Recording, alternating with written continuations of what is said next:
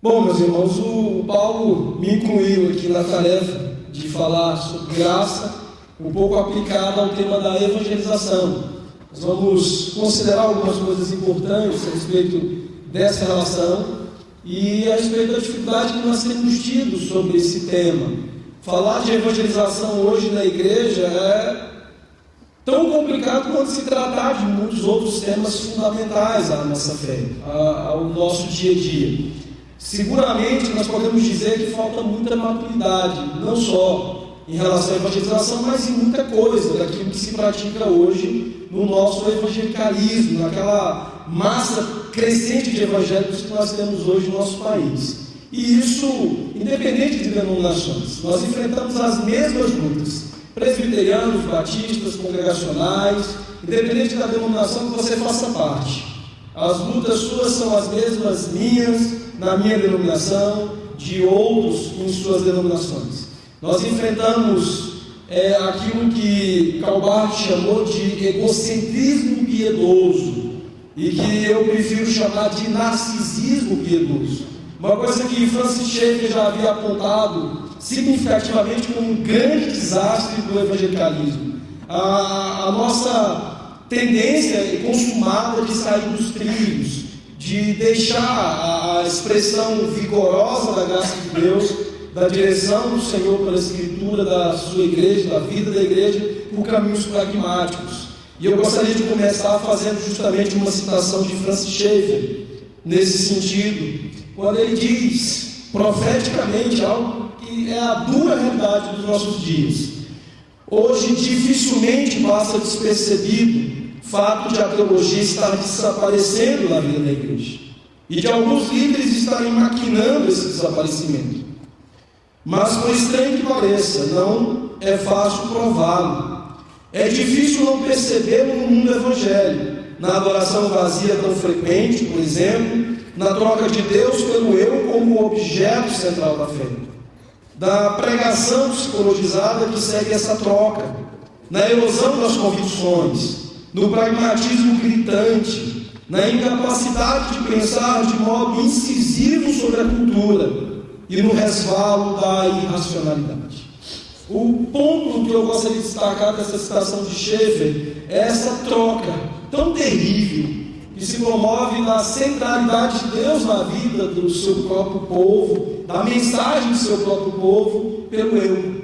Hoje, se nós pegarmos todas as dificuldades que nós temos na igreja, sejam os nossos problemas em relação ao evangelismo, ao culto, e a todas as coisas do nosso dia a dia, do nosso viver como igreja, nós vamos perceber que aquilo que é mais sério em todos esses problemas é essa troca, de nós tirarmos a centralidade de Deus, que é Ele mesmo o Evangelho, Ele mesmo essa expressão da graça, pelo nosso eu. Daí o próprio Barth, não obstante a dificuldade que nós temos e as diferenças e distâncias que temos com ele, tão precisamente já havia apontado, através da ideia de um egocentrismo piedoso.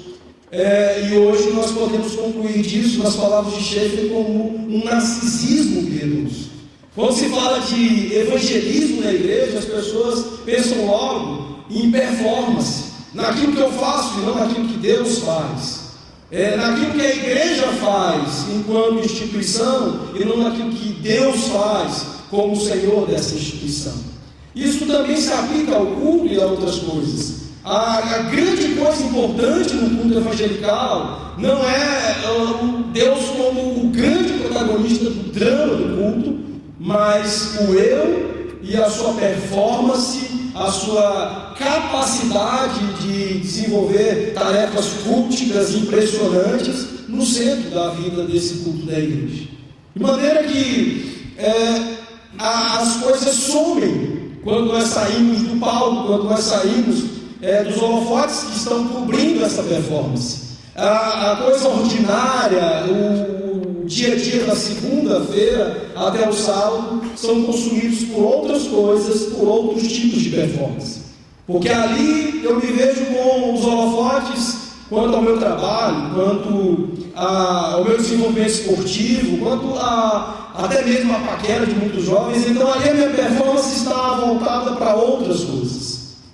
O meu rendimento e a minha disposição narcísica para realmente demonstrar performance é só quando eu estou no culto, e evangelisticamente quando eu sou convocado uma vez por semestre numa atividade do meu grupo de jovens da igreja a sair pelas ruas evangelizando.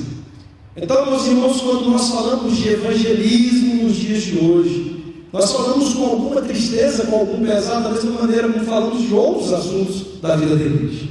É lógico que tudo não se resume a tristeza, mas há muita sim tristeza quando nós falamos de evangelismo.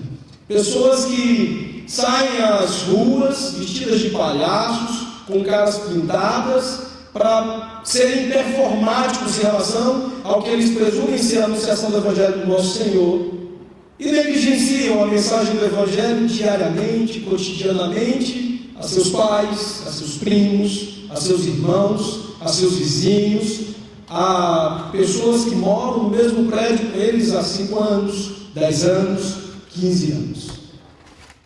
E isso se mostra também não apenas por esse narcisismo piedoso, mas pela nossa falha em relação à nossa motivação para evangelizar. As pessoas evangelizam hoje basicamente por 2 coisas muito básicas. Primeiro, porque entendem que o evangelismo é apenas obrigação. E mesmo que ele de fato tenha um caráter obrigatório, ele não é para ser uma obrigação, um peso e um fardo. Mas as pessoas normalmente o fazem por obrigação. E talvez até mesmo por consequência disso também o fazem para aliviar suas consciências.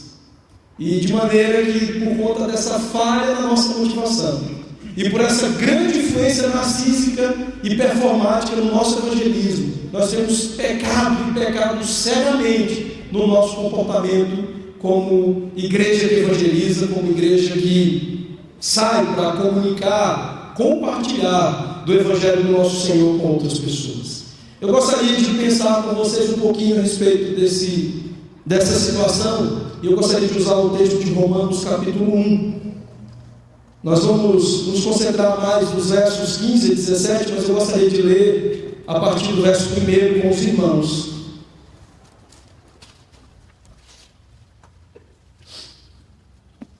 Diz assim a palavra do nosso Senhor: Paulo, servo de Jesus Cristo, chamado para ser apóstolo, separado para o Evangelho de Deus, o qual foi por Deus outrora prometido por intermédio dos seus profetas nas Sagradas Escrituras, com respeito a seu filho, o qual, segundo a carne, veio da descendência de Davi e foi designado Filho de Deus com poder, segundo o Espírito de santidade pela ressurreição dos mortos, a saber, Jesus Cristo, nosso Senhor, por intermédio de quem viemos a receber graça e apostolado, por amor do seu nome, para a obediência com fé entre todos os gentios, de cujo número sois também vós chamados para serdes de Jesus Cristo.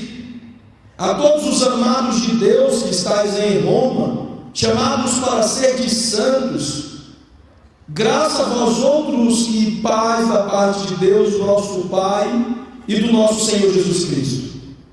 Primeiramente dou graças a meu Deus, mediante Jesus Cristo, no tocante a todos vós, porque em todo o mundo é proclamada a vossa fé. Porque Deus, a quem sirvo em meu espírito, no Evangelho de seu Filho, é minha testemunha de como incessantemente faço menção de vós, em todas as minhas orações, suplicando que, em algum tempo, pela vontade de Deus, se me ofereça boa ocasião de visitar-vos, porque muito desejo ver-vos, a fim de repartir convosco algum dom espiritual, para que sejais confirmados, isto é, para que em vossa companhia reciprocamente nos confortemos por intermédio da fé mútua, vossa e minha. Porque não quero, irmãos, que ignoreis que muitas vezes me propus ir ter convosco, do que tenho sido até agora impedido, para conseguir igualmente entre vós algum fruto, como também entre os outros gentios. Pois eu sou devedor tanto a gregos como a bárbaros, tanto a sábios como a ignorantes. Por isso, quanto está em mim, estou pronto a anunciar o Evangelho também a vós outros em Roma. Pois não me envergonho do Evangelho, porque é o poder de Deus para a salvação de todo aquele que crê, primeiro do judeu e também do grego, visto que a justiça de Deus se revela no Evangelho de fé em fé. Oremos. Senhor nosso Deus e nosso Pai, Deus bendito, nós exaltamos o Teu nome, Senhor. Nós manifestamos a Ti a gratidão e o contentamento dos nossos corações, pela Tua graça, pela expressão da Tua misericórdia e dos Teus cuidados, que se fazem diários, ó Pai, nas nossas vidas, e mais uma vez estão presentes nesta manhã. Nós Te louvamos, ó Deus, porque, não obstante quem somos, o Senhor, Pai, tem nos provido com graça e tem nos trazido as mais ricas bênçãos celestiais no nosso Senhor Jesus Cristo até nós. Nos concede o privilégio de sermos contados como parte do Teu povo e nos permite assim, ó Deus, experimentarmos a alegria bendita de ajuntamentos como este, em torno da Tua palavra, podendo ouvir reflexões, exposições tão importantes e maravilhosas para as nossas vidas. Ó Deus, renovam a nossa fé, renovam o nosso ânimo e nos dispõe, ó Deus, ao sairmos daqui a uma vida mais agradável a Ti que tem sido até agora. Ó Pai, nós venhamos, portanto, na manhã de hoje, dar sequência àquilo que já temos experimentado até aqui. Podemos colher algumas aplicações importantes da Tua palavra para as nossas próprias vidas e para o benefício de outras pessoas. Portanto, ó Deus, que o Senhor, que já nos instruiu com a simples leitura da Tua palavra, possa aplicar ainda mais profundamente estas verdades e nos oriente assim quanto ao falar, que seja dito apenas aquilo que corresponda à Tua palavra e que o Senhor faça dos ouvidos e dos corações sinceros, ó Deus, e dispostos diante do Senhor. É o que nós te clamamos e pedimos no nome do Senhor Jesus. Amém, Deus. Amados, o apóstolo Paulo escreve esta carta, certamente a maior carta que já foi escrita a uma igreja, e uma carta de conteúdo precioso, uma carta que traz em seu bojo, em seu conteúdo, a gloriosa expressão do Evangelho de Deus. Uma carta que certamente foi marcante para aqueles que a receberam, para os romanos, mas que durante toda a história da igreja tem sido uma grande expressão na vida de muita gente, e muita gente boa. Nós vamos encontrar pais da igreja relatando a sua experiência particular, especial e poderosa a respeito de seus estudos no livro de Romanos. Mas certamente daquilo que nós melhor podemos destacar da história da igreja, e desses que foram impactados pela carta aos Romanos, nós não deixamos de cair sempre em Lutero. Lutero foi significativamente impactado por esse texto, especialmente pelo verso 17, o último que nós lemos. Ontem nós vimos nas exposições do pastor Jonas Madureira a importância do efeito do ensino do Evangelho que Paulo faz nesse livro, na vida do grande reformador. E certamente os efeitos que Deus produz através de toda a história da igreja, naquilo que produziu na vida desse homem, com efeitos até hoje. O Paulo nos falou a respeito dos impactos da compreensão bíblica da justificação pela fé em sua vida, em seu casamento, na vida de sua esposa. E nós não vamos parar por enquanto, até que o nosso Senhor volte, de ver os efeitos monstruosos, gigantescos que o Evangelho tem sobre a vida das pessoas. É significativo demais entender aquilo que nós vemos Paulo escrever neste livro. Mas nós podemos resumir numa simples afirmação, que aquilo que gloriosamente está revelado nesta carta é o fato de que o Evangelho muda tudo. Paulo aqui está apresentando a sua grande motivação em relação a alguns irmãos. E eu gostaria de fazer alguns destaques nos versículos anteriores, mesmo que brevemente, para não perdermos de vista algumas coisas que são importantes ao nosso tema, que é a questão da evangelização. Primeiro, o fato de que Paulo era apóstolo, e ele recebeu o evangelho da parte do próprio Senhor, e o texto deixa claro no verso 2, que ele recebeu algo prometido por intermédio dos seus profetas nas Sagradas Escrituras. Paulo não inventou o evangelho. O Novo Testamento não inventou o evangelho. Esse evangelho que muda tudo, esse evangelho que é tão gloriosamente poderoso, é algo que ele recebeu, mas algo que já estava sendo revelado progressivamente por Deus, desde a primeira letra revelada e escrita na palavra do Senhor. E esse texto e este conteúdo tão precioso é agora tornado numa carta aos irmãos de Roma e chega até os nossos dias para a nossa reflexão esta manhã. Mas algo que procede, que tem sua fonte, que tem sua origem no próprio Deus. E isso é significativo para quem quer pensar em termos de evangelismo. Porque como já havia sido um grande problema na escolástica, segundo a reflexão que nós vimos do Jonas Madureira ontem, nem sempre o conteúdo procedente e tendo sua fonte, sua origem no próprio Deus, tem sido colocado como a grande joia, a grande coisa a ser comunicada. Nos nossos dias o evangelismo tem tido grandes dificuldades também, porque nós temos colocado a palavra do Senhor no mesmo pé de igualdade de outras coisas. Algumas com aparência de piedade, algumas com características aparentemente espirituais, mas que na verdade já não são o próprio evangelho, essa coisa que Paulo recebeu aqui, tão poderosa, tão especial, e aquilo que de fato ele está preocupado e motivado a levar aos irmãos de Roma. Portanto, é importante nós termos isso em mente.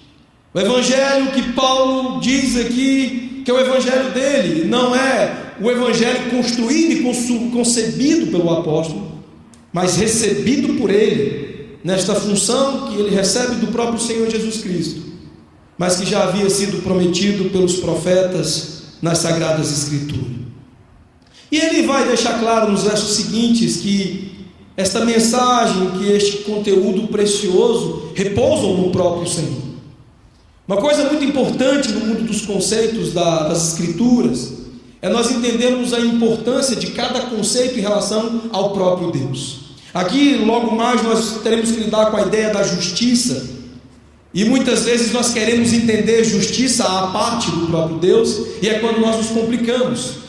Quando o reverendo Emílio colocou muito bem aqui, respondendo a pergunta do nosso irmão a respeito do incômodo que no nosso senso humano, senso comum, ordinário, nós costumamos sentir em relação às coisas de Deus, é porque costumeiramente nós não queremos encarar, por exemplo, a ideia de justiça com base no próprio Deus, mas como um conceito autônomo.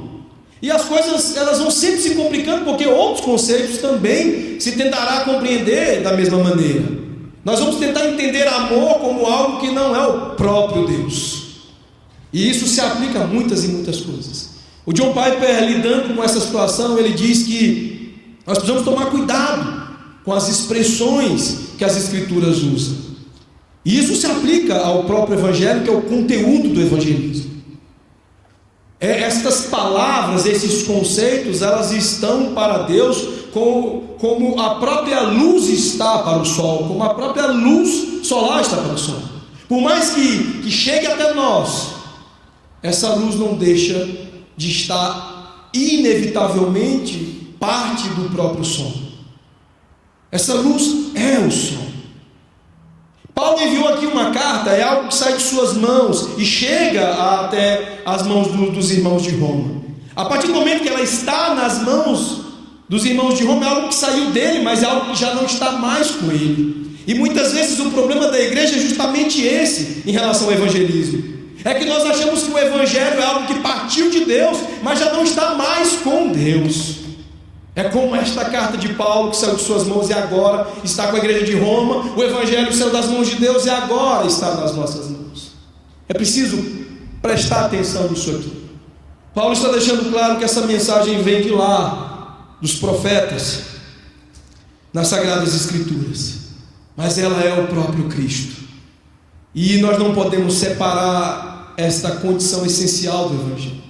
É Ele, é o poder dEle, é a expressão dEle e permanentemente dEle. Nós sempre estaremos em maus lençóis quando, na nossa maneira de ver o Evangelho, nós não entendermos esta relação tão essencial entre o Evangelho e o próprio Senhor. E ele vai prosseguir com uma saudação. Depois ele vai falar do seu amor e do seu desejo de estar com os irmãos de Roma. Ele vai falar que ele, por diversas vezes, ele tentou e foi até impedido de estar com esses irmãos. Ele queria muito falar desse Evangelho aos irmãos da igreja de Roma. E ele suplica em suas orações por esses irmãos, ele demonstra um desejo profundo por esses irmãos. E é interessante nós observarmos nesta relação profunda, afetiva, desejosa do apóstolo em relação à igreja, que não foi ele que plantou. Isso também é relevante, isso também é significativo aqui no texto. Paulo não está preocupado, ele não está envolvido afetivamente com uma igreja que não uma igreja que tenha sido ele o plantador, uma igreja com a qual ele tem uma história particular, uma igreja com a qual ele tenha vínculos de empreendimento. Não é essa a história. A história aqui é de um amor profundo, de um desejo profundo, de um apóstolo por uma igreja com a qual ele não havia tido vínculos de empreendimento, que ele não tinha envolvido-se na sua plantação. Isso também diz muita coisa sobre os nossos desejos e as nossas motivações quanto ao evangelismo nos nossos dias.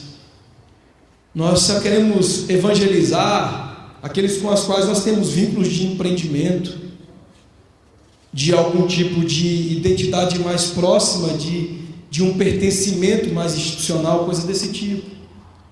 Há muito mais de proselitismo do que de evangelismo quando confrontados com aquilo que Paulo mostra aqui como a apresentação e o compartilhamento do Evangelho com outras pessoas. A sua motivação é forte, a sua motivação é inafastável, ela não se arrefece, o seu desejo de estar com esses irmãos é inabalável. Mas ele não tinha vínculos com esses irmãos a não ser aqueles que são chamados os vínculos da fé. Mas ele insiste nisso. E no verso 15 ele diz: por isso, quanto está em mim, estou pronto, preparado a anunciar o Evangelho também a vós outros em Roma. Um pouco antes ele vai falar de um desejo de compartilhar dons com os irmãos. E aí muitas vezes nós poderíamos pensar: poxa, o apóstolo certamente devia estar desejando distribuir alguns dons para os irmãos lá, fazer com que alguns pudessem ensinar, falar em línguas, profetizar ou exercerem a misericórdia sobre os irmãos uns aos outros. Aqui dom é presente, aqui não está falando, o texto bíblico não está apontando para o desejo de Paulo de lá distribuir capacidades espirituais, mas ele queria presentear esses irmãos com algo muito precioso, que é uma compreensão mais profunda, mais adequada deste Evangelho que muda tudo. O grande desejo, a grande motivação de Paulo era sim pregar a crentes, mas ele diz também e aos outros gentios, mas primeiro a vocês que já são crentes. E essa tem sido uma outra falha da evangelização da igreja. Nós temos ouvido com alguma frequência pastores, lideranças mencionando o fato de que domingo que vem, meus irmãos, nós teremos um culto evangelístico, como se todo culto não fosse evangelístico. Aqui Paulo vai nos ensinar claramente que o evangelho é sim para os crentes, E John Murray e Benjamin Warfield e muitos outros escrevem textos muito particulares, muito importantes a respeito do fato de que, sim, o Evangelho é para o crente. Nós precisamos diariamente do Evangelho, porque ele muda tudo. Ele não apenas muda uma vez, mas ele muda as nossas vidas todos os dias. E é este dom, é este presente que Paulo quer trazer, dar à igreja de Roma. Uma compreensão de que o Evangelho não é algo que eles receberam uma vez para ser salvos, e que agora eles não precisam mais, que agora não, agora é para os de fora. Agora é algo que nós vamos fazer ocasionalmente. Nós vamos evangelizar daqui a 6 meses, e nós vamos ter 7 reuniões de planejamento para expor e compartilhar o Evangelho àqueles que precisam do Evangelho. Como se supostamente eu, que estou me preparando e me planejando para fazer essa comunicação, não precisasse, como uma questão de vida e morte, do Evangelho a cada manhã, e não apenas a cada manhã, mas a cada minuto, a cada segundo da minha vida. É sobre isso que Paulo está nos falando aqui. Não apenas que o Evangelho muda tudo, mas que o Evangelho, apenas quando aplicado, quando vivido, está apto a ser compartilhado. E ele vai demonstrar essa sua compreensão mais fortemente, mais vivamente, falando da sua própria condição. Ele sabia o que o Evangelho havia feito por ele. E há profundidades aqui que o apóstolo Paulo entendia de maneira que muitos de nós não entendemos. E eu gostaria que você pensasse a respeito destas profundidades a partir de 2 textos. Primeiro a Timóteo, capítulo 1, verso 12 a 17. Eu gostaria que vocês lessem esse texto. E depois 1 Coríntios, capítulo 15, versos 8 a 10. 1 Timóteo, capítulo 1, verso 12 a 17. E depois 1 Coríntios, capítulo 15, verso 8 a 10. Todos juntos o primeiro texto. Vamos?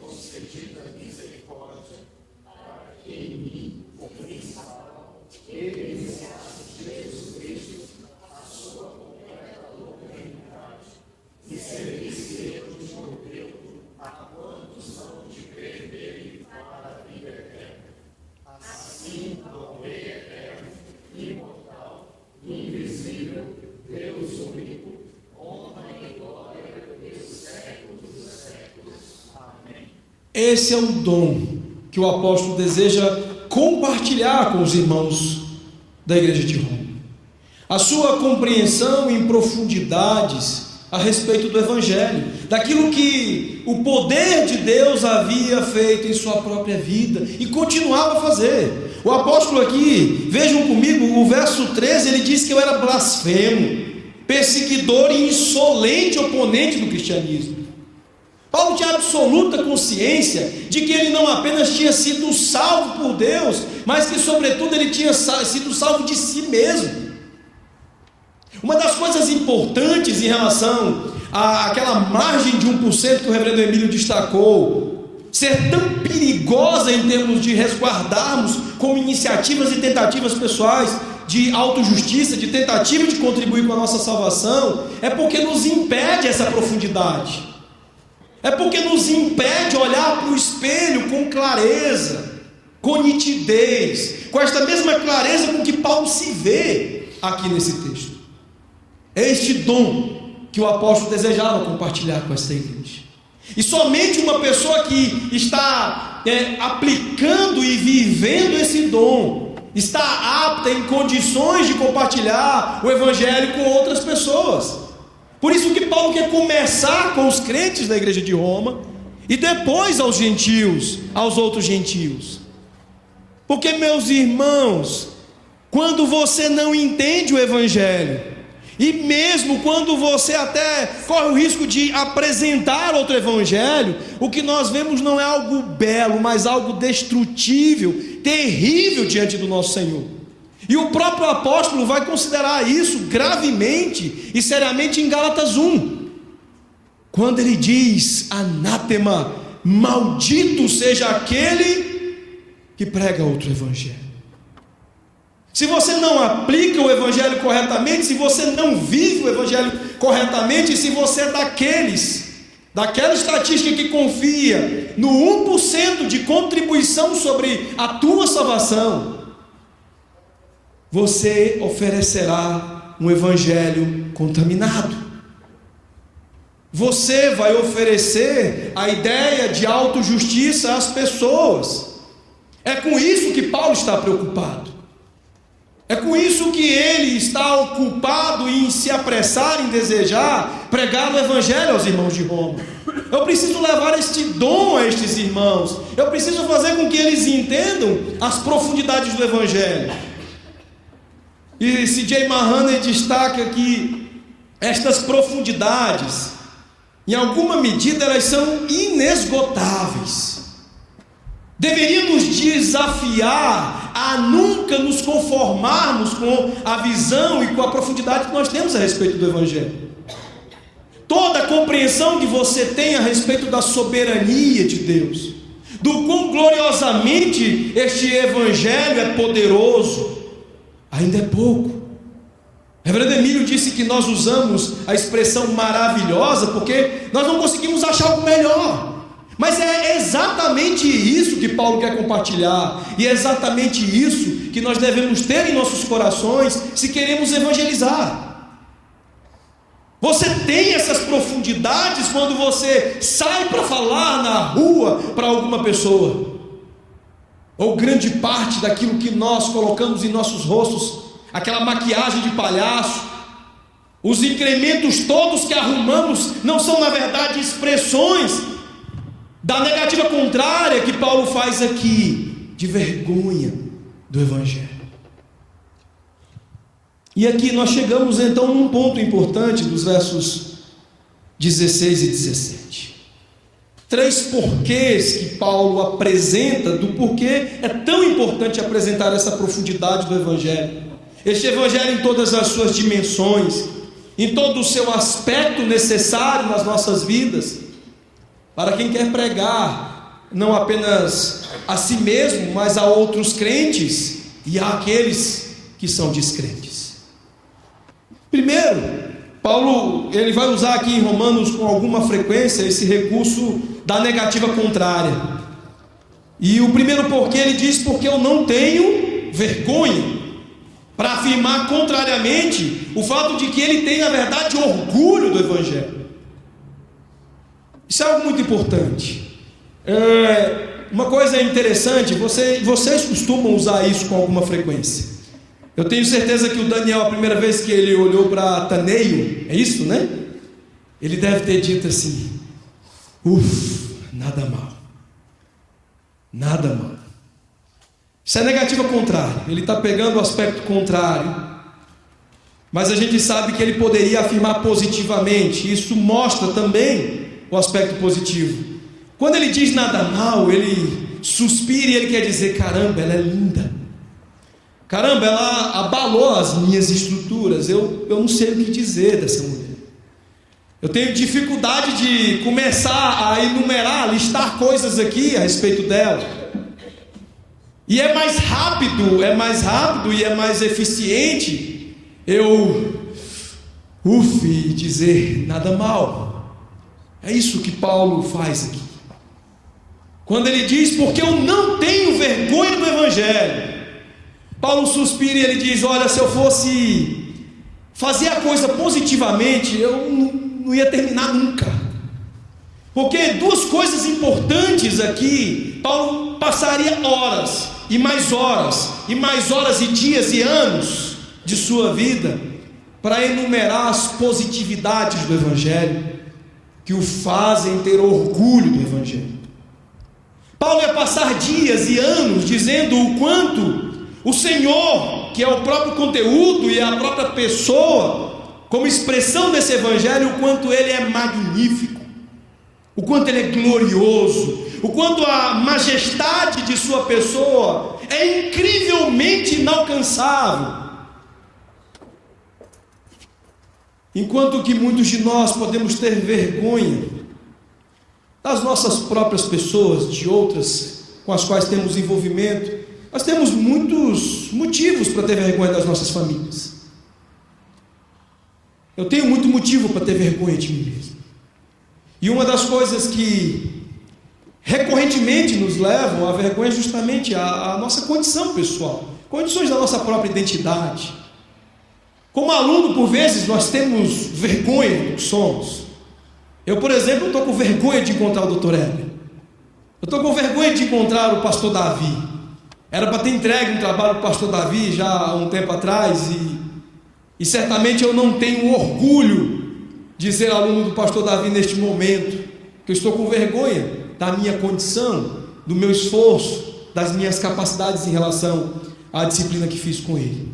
Mas Paulo aqui, ele está dizendo que não tem vergonha porque ele tem muito orgulho de quem é a pessoa que envolve este Evangelho. E ele sabe muito bem que se trata de uma causa também igualmente majestosa e gloriosa.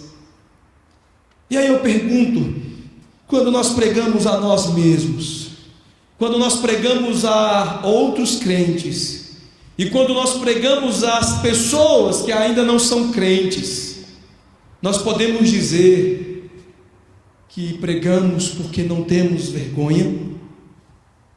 Ou nós arrumamos formas incrementadas, formas elaboradas pela nossa própria condição de performance, de exercício do trabalho, para nos fazer menos envergonhados diante da situação?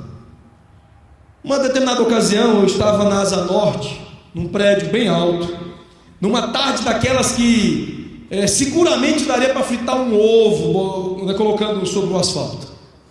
E lá de cima do prédio, da janela do prédio, nós olhamos, eu e o amigo, e vimos um moço, possivelmente um irmão da Assembleia de Deus, porque eles são cheios de gana em relação a isso.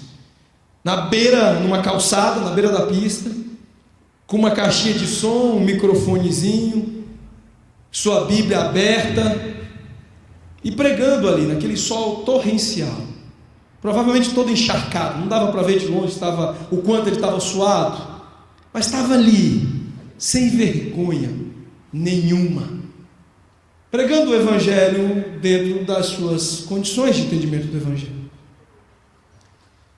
Mas o que nós temos visto na maior parte da expressão daquilo que a igreja evangélica, criticada por Schaeffer no início da nossa exposição, é um evangelismo incrementário, performático, um evangelismo que na sua expressão em muito quer dizer: eu tenho vergonha do que eu estou comunicando, eu estou usando muita maquiagem. Por quê? Porque eu estou indo como aquela moça que está com vergonha da sua espinha, do seu cravo, e dá uma bela de uma caprichada na maquiagem para estar diante do rapaz de uma maneira um pouquinho melhor. Paulo está nos dizendo, meus irmãos, que ele não tem vergonha pelo simples fato de que não há motivo para ter vergonha, e de que, pelo contrário, nada deveria nos orgulhar mais.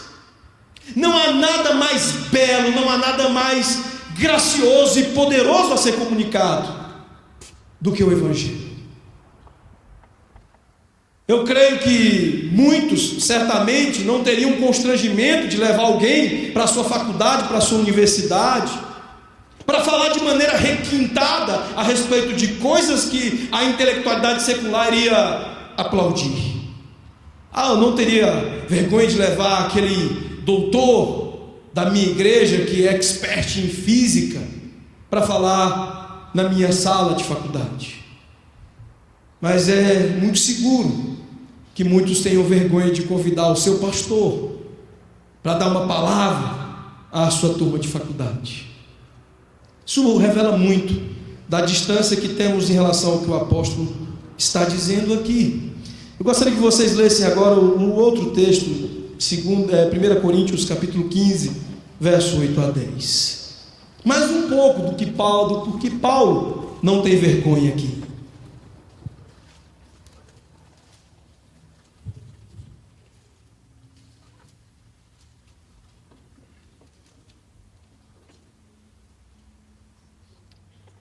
Todos juntos.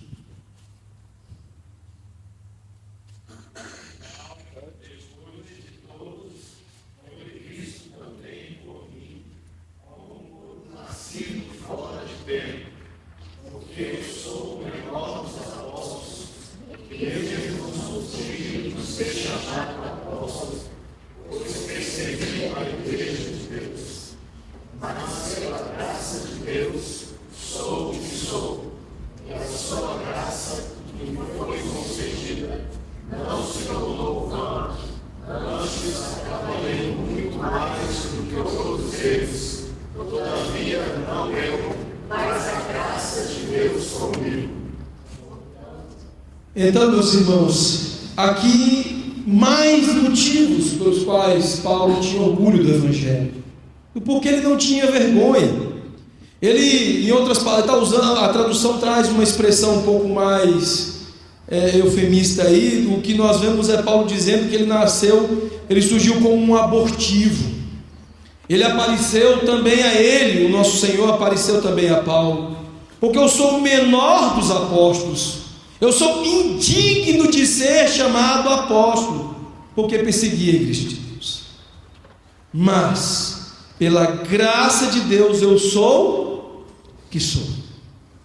E ele tinha orgulho disso, daquilo que Deus havia feito nele. E a sua graça para comigo não foi em vão, porque não foi uma só vez.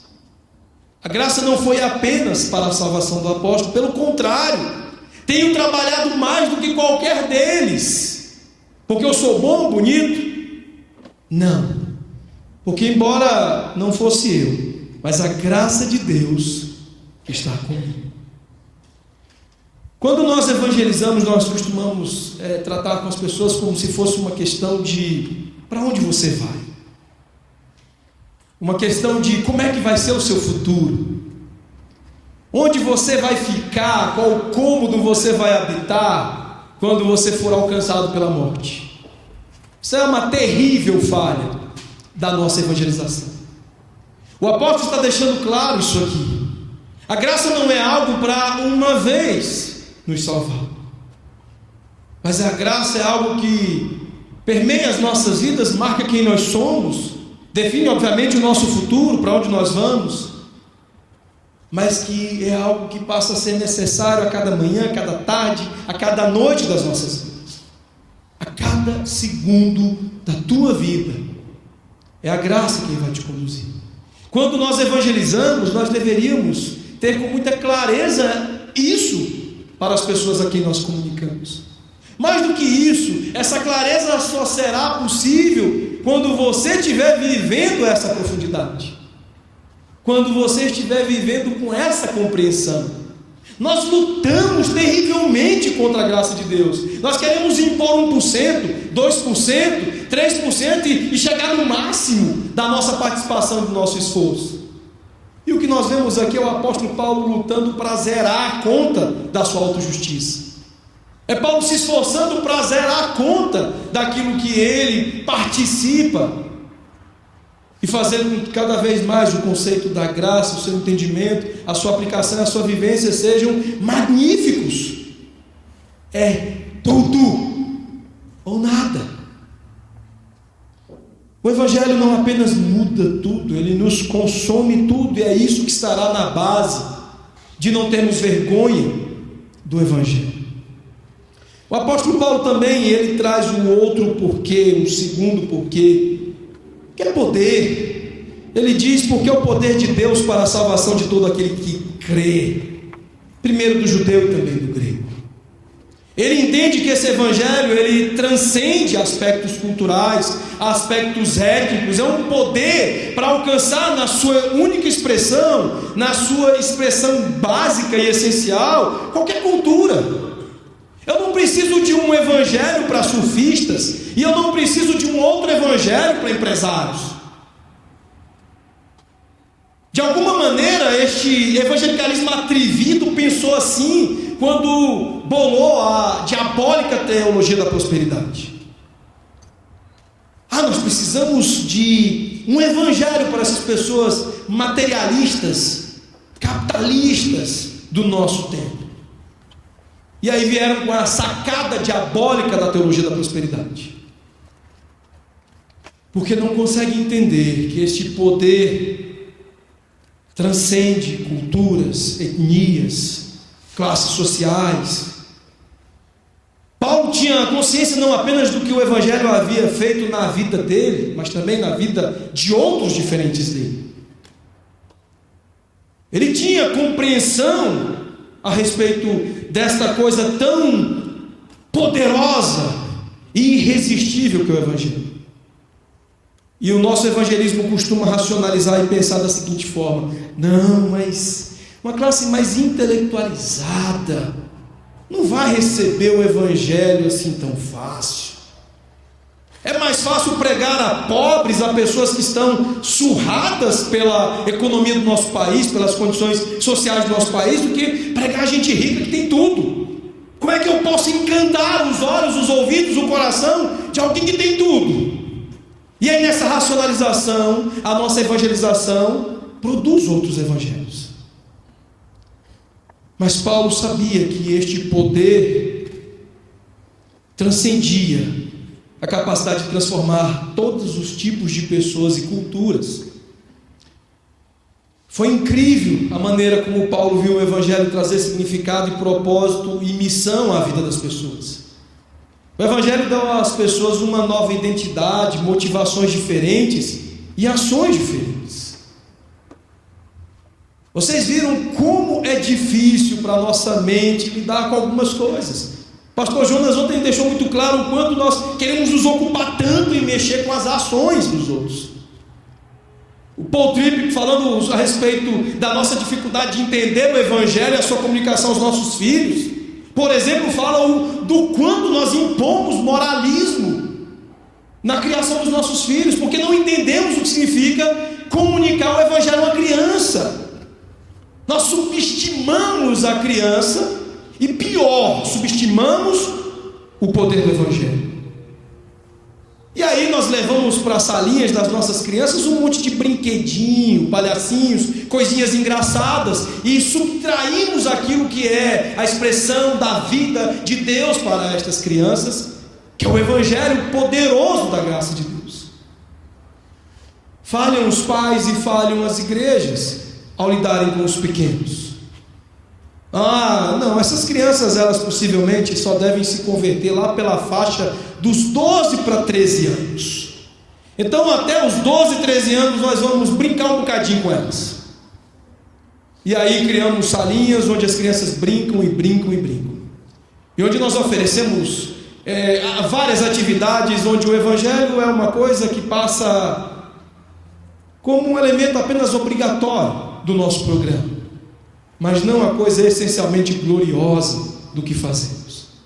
E aí as crianças ficam loucas com aquele mundo colorido, multicolorido, dos algodões doces, dos pulas-pulas, de um monte de coisa que incrementamos na nossa maneira falsa e errada de se pensar o evangelismo delas. E os pais falham ainda mais terrivelmente, porque todos os dias querem corrigir o seu comportamento, e mais correção de comportamento, com muito moralismo, conduzindo estas crianças pelas próprias mãos à mão do diabo. porque negligenciam a estes pequenos, estes seus filhos, dados a eles por Deus, reivindicados pelo próprio Deus, não aquilo que Deus ofertou poderosamente para a transformação deles, mas aquilo que queremos dar, que é o nosso arremedo, produto da nossa racionalização dessas coisas, que é a moralização. E aí queremos sim moralizar as nossas crianças. Mas Paulo prossegue, e aí ele diz: visto que a justiça de Deus se revela no Evangelho, de fé em fé, como está escrito, o justo viverá por fé. Essa é uma coisa importante, o terceiro porquê de Paulo aqui. Não apenas porque não me envergonho do Evangelho, porque ele é poder, mas porque ele é a justiça de Deus, que resolve o nosso sério e grave problema. Meus irmãos, todo mundo quer ficar bem com Deus, não se engane. Os pagãos, os seus sacrifícios todos, os seus múltiplos sacrifícios, são tentativas de ficarem bem com Deus. Não se engane, até mesmo um ateu, no frigir dos ovos, vai tentar ficar bem com Deus. Mas só há uma maneira, segundo o que as Escrituras nos expõem sobre o Evangelho, de se ficar bem com Deus. E é Ele próprio que resolve isso. Há uma expressão de um orador romano, que ele diz que você não deve colocar Deus no palco, a não ser quando realmente é preciso. E se há uma coisa nas nossas vidas que só o próprio Deus pode resolver, é do nosso mal-estar com Ele, é do fato de estarmos tão mal com Ele. Só Ele poderia resolver o problema do pecado. E aí a justiça de Deus entra em cena. E é nesse ponto, neste versículo, que Lutero diz que a sua alma foi iluminada. E ele sentiu-se que entrando no paraíso. Há algumas falhas. Eu gostaria que os irmãos me ouvissem com misericórdia. Eu sei que muitos terão dificuldade de entender o que eu vou dizer, mas há muita gente dizendo que entende a justificação pela fé entre nós, mas continuam considerando a fé como uma coisa importante aqui. E o que eu quero dizer para você é que o importante na justificação pela fé é a justiça de Deus, é aquilo que te deixa bem com Deus, não é a fé que te deixa bem com Deus. A fé é um meio de apropriação, é o meio pelo qual o próprio Deus fez com que recebêssemos essa justiça imputada, para que pudéssemos ficar bem com Ele. O que é importante aqui é a justiça de Deus, e é isso que eu gostaria de desafiar o Paulo e outros a falarem mais fortemente, quando forem falar de justificação pela fé. Fale de fé. O texto diz e reforça isso como algo importante, e nós vamos explicar o porquê que é importante, mas fale sobretudo, primariamente, essencialmente, da justiça de Deus, que é o que resolve o nosso problema com o pecado, o nosso problema com Deus. Meus irmãos, isso é algo importante. Aqui não quer dizer que a justiça de Deus como seu atributo está sendo comunicada, tornada parte de nós, essencialmente. A expressão justiça de Deus, no sentido que se emprega nesse versículo, não está se referindo ao atributo de Deus ou a qualquer de suas propriedades, nem denota o caráter moral infundido em nós pelo Espírito Santo. Aqui o que nós vemos é a justa relação para com os requisitos da lei divina que Deus propicia àqueles que são entregues a Ele em Cristo Jesus. E Paulo vai dizer que o motivo dele pregar esse evangelho é para que eles cheguem à obediência da fé. Mas esta obediência é importante pelo fato de que recebemos uma boa condição diante de Deus, pelo fato de estarmos naquele que se faz justiça de Deus em nós e por nós, o nosso Senhor Jesus Cristo. E aqui eu gostaria de abrir uma aspa importante a respeito de algumas aplicações essenciais sobre esta justiça de Deus, nos posicionando de bem com Ele. Por exemplo, uma questão bem prática: quem é o líder de louvor aqui da igreja? Isso tem a ver com a justiça de Deus e com estarmos bem com Deus. Há uma doutrinazinha no contexto da história da igreja muito importante e pouco conhecida, pouco mencionada, que é a nossa união com Cristo, que é essencial e fundamental para entendermos a natureza da justificação pela fé. E eu gostaria de dizer para vocês, nessa aplicação quanto ao louvor, por exemplo, que o líder de adoração desta igreja é o Senhor Jesus. Ele é a justiça de Deus na vida de vocês. É a Ele que Deus olha a cada cântico recebido por Ele. Assim como é a Ele a justiça de Deus, o nosso Senhor, que Deus contempla a cada oração, a cada expressão e gesto da sua devoção pessoal. É isso que está em jogo e precisa ser comunicado e entendido aqui. A justiça de Deus é algo importantíssimo na comunicação do Evangelho. Você não tem que convidar pessoas a serem lindas, bonitas e majestosas diante de Deus, porque o lindo e majestoso que Deus preparou para que pudéssemos ser recebidos nele é o nosso Senhor Jesus Cristo. Eu vejo beleza em cada um de vocês, eu sou obrigado a isso, porque as Escrituras dizem que há resquícios e há progressão de recuperação da imago Dei em vocês. Mas eu vou ser categórico em dizer que a beleza e o que faz valer a pena em cada um de vocês é a expressão que eu vejo do nosso Senhor em cada um de vocês. Imagina o Pai, imagina o Todo-Poderoso quando nos olha. Só que quando evangelizamos, nós queremos afagar as pessoas e querer fazer com que elas tragam a presença de Deus e diante do Senhor as suas lindezas, as suas belezas pessoais, e não a gloriosa beleza da justiça de Deus que nos coloca bem com Ele. Portanto, meus irmãos, porque aqui Paulo não deixa de pregar o Evangelho, porque esse Evangelho revela a justificação pela fé.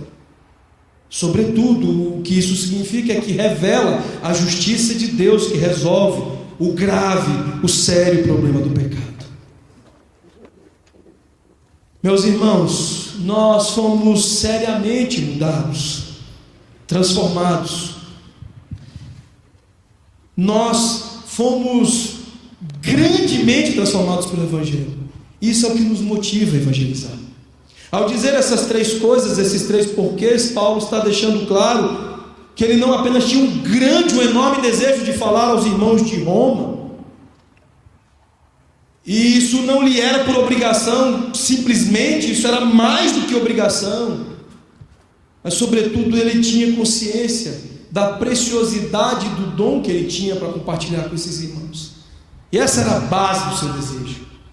Mas porque ele vivia, porque ele aplicava estas profundidades do Evangelho. Ele não queria falar aos irmãos de Roma para aliviar sua consciência. Ele não queria falar aos irmãos de Roma para aumentar os dados estatísticos do seu ministério.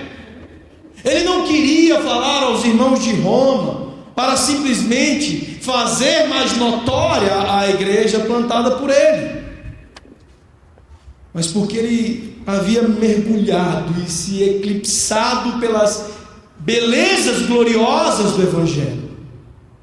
Esse homem é absolutamente fascinado pela glória do Evangelho, e é isso que o motiva à evangelização. E uma pessoa motivada assim, uma pessoa que vive assim, por saber que ela vive no Evangelho todos os dias, cada minuto, cada hora, cada manhã, tarde e noite da sua vida, ela não vai querer compartilhar uma vez por semestre, não. Ela não vai querer marcar data e hora e arranjos de evento para que ele faça evangelismo, mas ele vai fazer isso como estilo de vida. Se eu estou impregnado pelo Evangelho, eu estarei impregnado pela evangelização.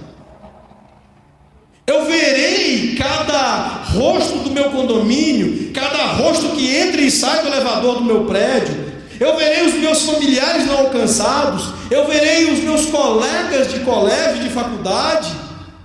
E desejarei na mesma intensidade que Paulo deseja aqui, falar aos irmãos de Roma, compartilhar o Evangelho com cada um deles. Essa é a gloriosa motivação para a evangelização de quem realmente vive o Evangelho. E quem vive assim tem vergonha de querer fazer do Evangelho algo com lugar e hora marcado uma vez por semestre. Tem vergonha de empreender recursos absurdos para se fazer do Evangelho algo incrementado, mais chique, mais estofado. Paulo não precisou disso. Meus irmãos, se você acredita, aplica e vive o Evangelho a cada dia, você vive, aplica e pratica o evangelismo a cada dia.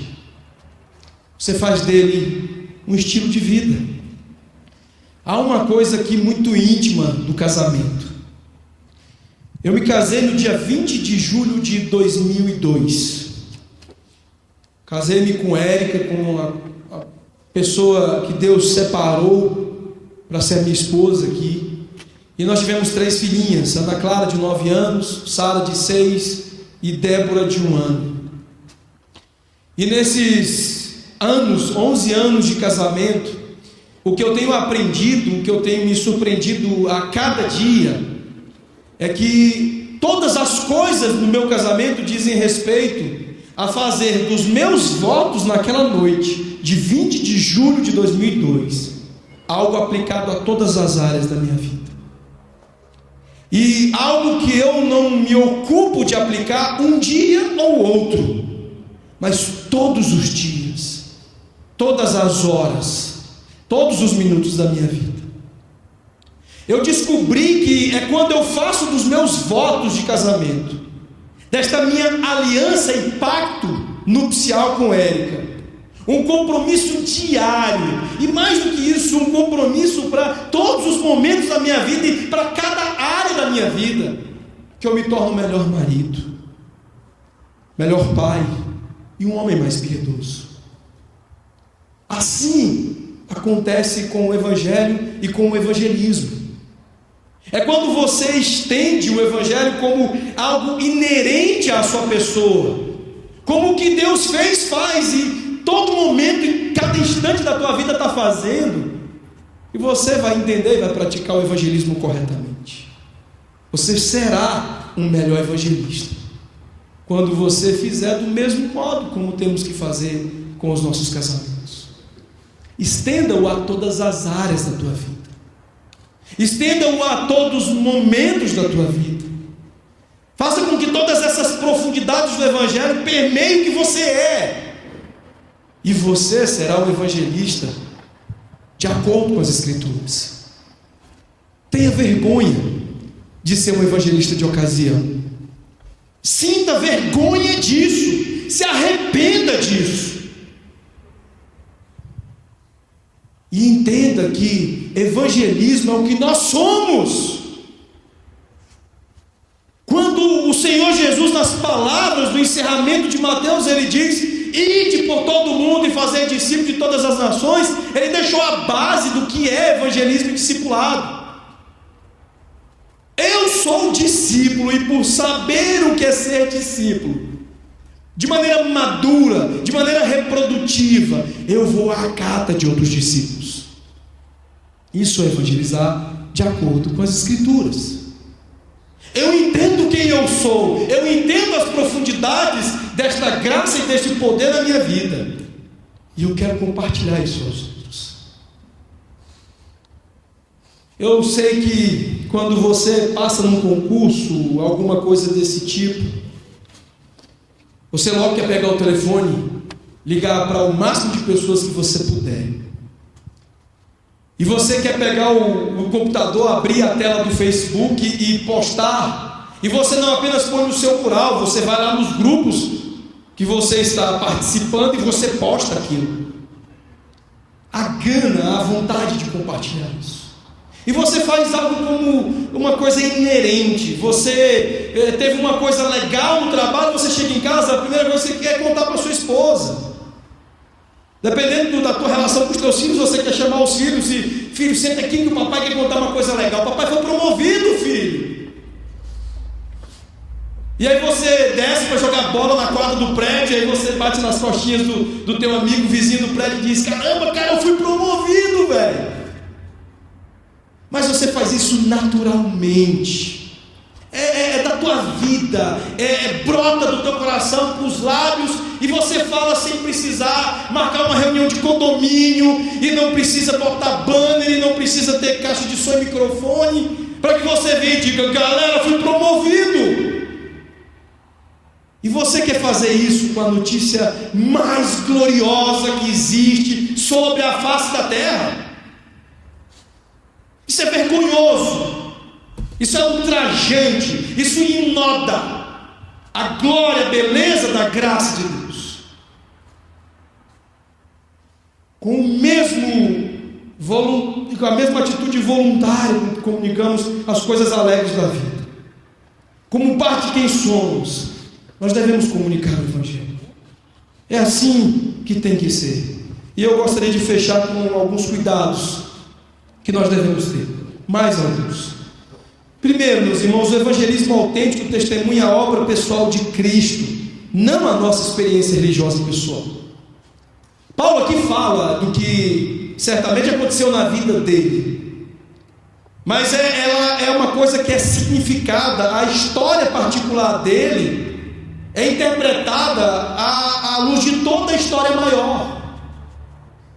E nós muitas vezes queremos fazer da minha historinha a expressão do Evangelho.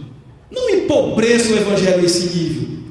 Não faça de muito que acontece como testemunho em nome de evangelização a expressão do Evangelho. Muito do que se faz nesse sentido não passa de competição de pecado. Eu era um bêbado, eu era um drogado, e aí você fica contando quanto você era podre, né? Competindo com o pecado dos outros, achando que esta maior expressão na competição de pecados fará o Evangelho visto.